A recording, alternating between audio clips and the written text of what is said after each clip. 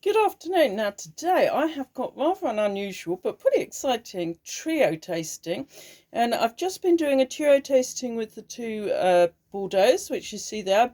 I purchased all three wines in Waitrose this week. And one of the Bordeaux was £7.99, one of them was £9.99.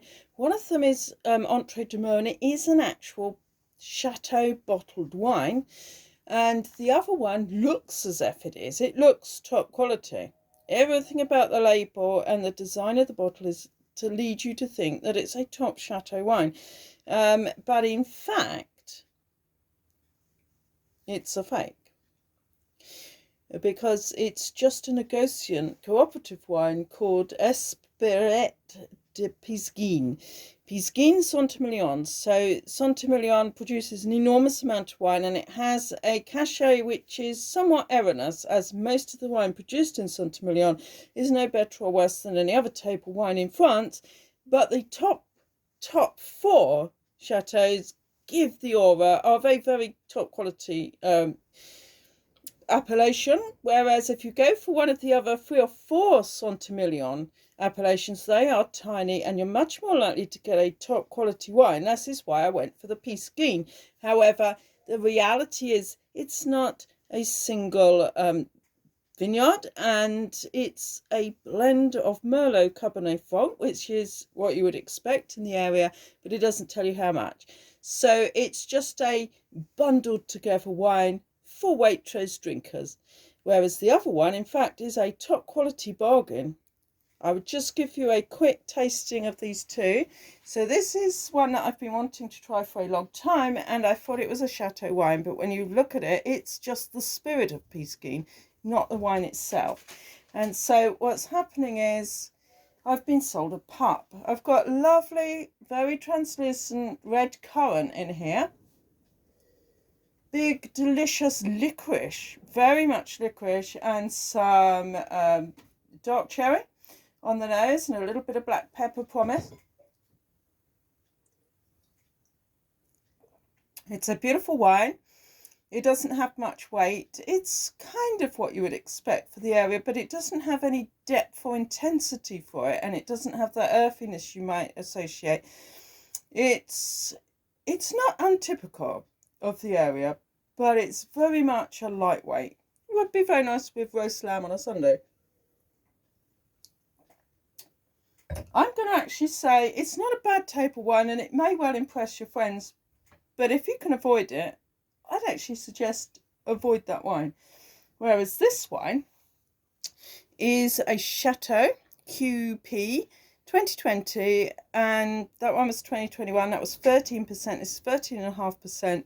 And this one tells us not only about the chateau, but it's very specific. 60% Merlot, 20 Cabernet Sauvignon, and 20 Cabernet Franc. So that's a splendid blend, and it's got much more sort of opaque, big, dark raspberry and black currant looks.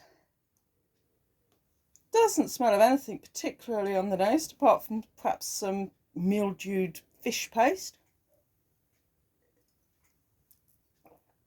Already, suddenly, for £2 less, I've got the earthiness that I very much associate with Bordeaux. I've got some interlaying intensity in there. I've got a bit of definition and depth. The extra Cabernet Sauvignon, which lends to the left bank the potential to age for over 50 years, that's giving the wine a lot more intensity. So I would suggest for £7.99 this Entrée de Mer, that's right in the middle of the left and right bank. That's actually a quality wine, and you're going to be hard pushed in Britain to find another wine anywhere near as good as that for the price, and frankly for twice the price. Whereas this one is a bit of a fake it till you make it. It's just the spirit of Pisgine without actually being the reality of Pisgine. And very nice label, very misleading. Deliberately done. I mean, Bordeaux is full of this. It's very, very nice if you like cherry juice, but avoid that one. Go for that one. Now let's see what else there is. So this one the other day I bought this for $5.99, but it's a $6.99 wine now. I used to buy this all the time when I had no money 12 years ago, and it was $4.79. And as ever, it's still there on the bottom shelf of Waitrose, but it's now in this shape bottle, which is a little bit classy, and not a round shaped bottle. It's Cellier de Dauphin Prestige Merlot Grenache. It doesn't try and pretend to be anything other than a negotiating cooperative type of wine, and it's a south of France wine growers passionate in respecting the quality and heritage, blend of Merlot and Grenache, but it's actually bottled by a vigneron in the Côte de Rhône. So you do have to be very careful with French wine. You might not be getting what you think you're getting by the shape of the bottle and the label. Learn to read it in very carefully. 13.5%.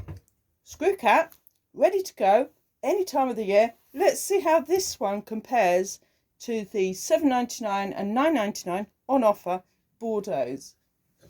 After 12 years of drinking this wine, I'm still impressed. Give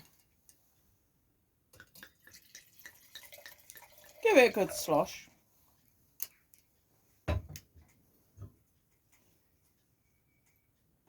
Well, I've chosen a pretty big Dartington crystal glass to bring out all the nuances and flavour that this very interesting, seemingly nothing, South French wine has to offer. In looks, it's very much in between these two. I don't know if it even gives me a vintage, does it?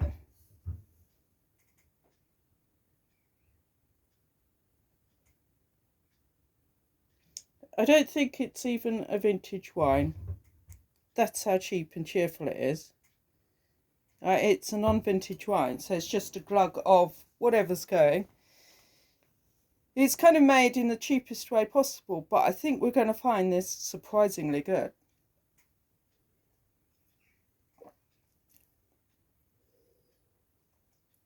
Fruit on the nose, bit of a suggestion of saddle leather and forest floor.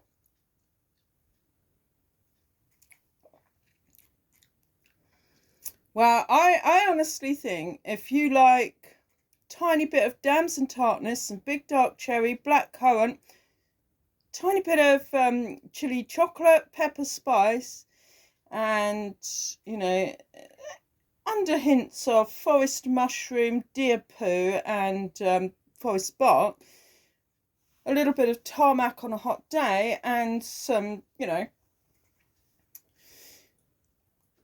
raspberries. I would say, you know, if you're choosing a wine for a barbecue or your friends just popping around for a red wine, that is a go-to. I'd be surprised if you had a friend that didn't like that.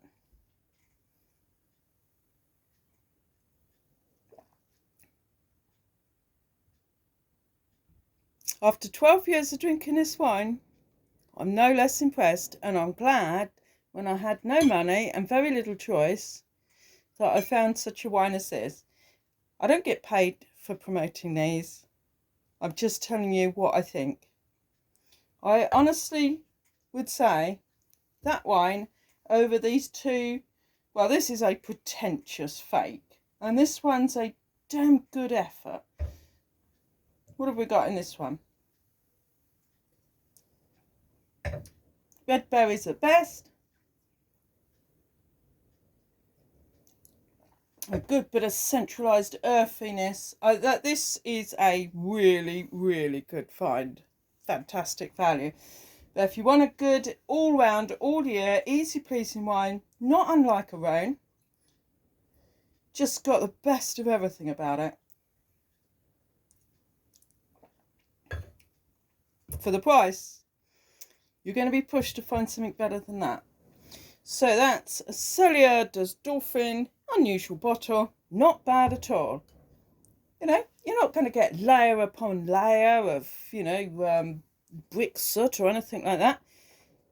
But you're going to get a nice, fruity, spicy, leathery wine.